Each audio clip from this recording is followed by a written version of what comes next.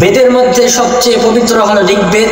এই ঋগ্বেদের 1 নম্বর গ্রন্থ 164 নম্বর পরিচ্ছেদের 46 নম্বর অনুচ্ছেদে বলা হয়েছে, সেখানে বলা হয়েছে একং সদীপ্রা বহুধা বেদান্তি, সত্য একটাই, ঈশ্বর একজনই, জ্ঞানীরা ঈশ্বরকে ডেকে থাকে বহু নামে। একে একে এখানে ঈশ্বরের 33টি নাম ধরে ডাকা হয়েছে।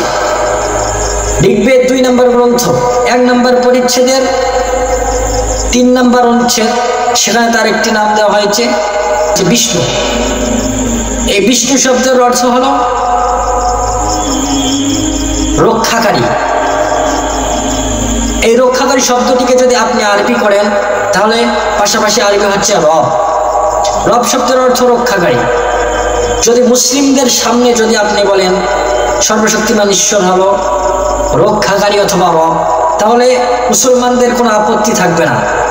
কিন্তু যদি আপনি মুসলিমদের সামনে গিয়ে বলেন যে সর্বশক্তিমান ঈশ্বরের 4টি হাত রয়েছে, একটি হাতে একটি পদ্ম রয়েছে এবং সে সাপের পিঠে চড়ে সমুদ্রের উপর দিয়ে সে ঘুরে ঘুরে বেড়ায়, তাহলে আপনি ঈশ্বরের প্রতিমা বানাচ্ছেন, ভাস্কর্য বানাচ্ছেন, ছবি বানাচ্ছেন।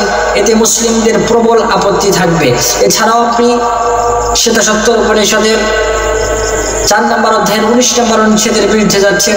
সেখানে বলা হয়েছে না তাস্যা প্রতিমা আস্তি, সর্বশক্তিমান ঈশ্বরের কোনো প্রতিমা নেই, তার কোনো ছবি নেই, তার কোনো ভাস্কর্য নেই। ঋগ্বেদ 2 নম্বর গ্রন্থ 1 নম্বর পরিচ্ছেদের 2 নম্বর অনুচ্ছেদে তার একটি নাম দেওয়া হয়েছে ব্রহ্মা। এই ব্রহ্মা শব্দটির অর্থ হলো সৃষ্টিকর্তা। যদি এই সৃষ্টিকর্তা শব্দটিকে আপনি আরবি করেন তাহলে আরবি হবে খালেক, অর্থাৎ সৃষ্টিকর্তা। মুসলিমদের সামনে যদি আপনি সর্বশক্তিমান ঈশ্বরকে বলেন যে তিনি হলেন সৃষ্টিকর্তা অথবা খালেক, তাহলে মুসলিমদের কোনো আপত্তি থাকবে না। কিন্তু আপনি যদি বলেন সর্বশক্তিমান ঈশ্বরের 4টি মাথা রয়েছে, প্রত্যেকটি মাথায় একটি একটি করে মুকুট রয়েছে, তাহলে আপনি সর্বশক্তিমান ঈশ্বরের প্রতিমা বানাচ্ছেন।